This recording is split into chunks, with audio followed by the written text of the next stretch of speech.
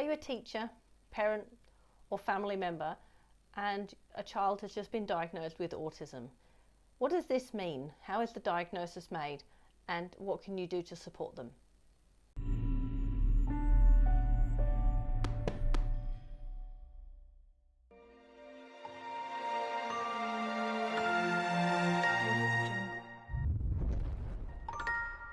Hi, I'm Tracy Ashbridge. Today I'm just going to give you a little bit of information about what is autism.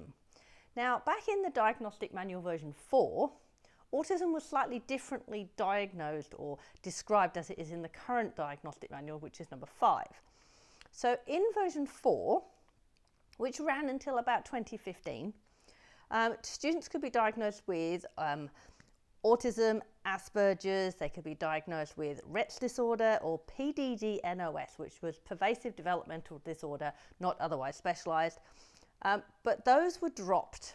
So the term Asperger's, although it's still used, is not technically a diagnosis anymore, although there are people who identify that that's how they see their diagnosis of autism, and that's a word that is used amongst the community. So in the current diagnostic criteria, which is in DSM version 5, which came in around 2015, there are only 2 parts to this criteria. So one is that we look at social communication, and the other one is we looked at restricted and fixated interests. And then we look at the student across that, we look at their expressive language level. So it's quite a different diagnostic criteria, although from experience the same students are still getting those diagnoses. So what do we mean by a persistent deficit in communication and social interactions? So students who find it really difficult to communicate, they find it really difficult to maintain eye contact or to have an appropriate conversation that is actually two-way. So often as an adult we'll have a conversation with a student, but actually on reflection we have as an adult followed that child's conversation rather than being an equal partner. They have been the leader in that conversation. We've not been an equal partner, we've just followed along with them.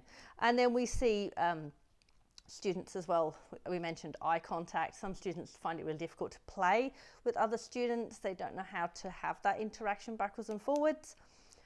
So, or they don't know how to initiate play. They don't know how to say, can I join your game? Or to go and sit next to somebody and then sort of work alongside that. They find those skills really difficult. So those deficits are part of the autism disorder. The other one is about restricted repetitive patterns. Now, we have all seen the Rain Man type diagnostic. We've seen students who line things up. We've seen students who collect things or have a very, very specific interest. They're the key things, but sometimes it can be more subtle.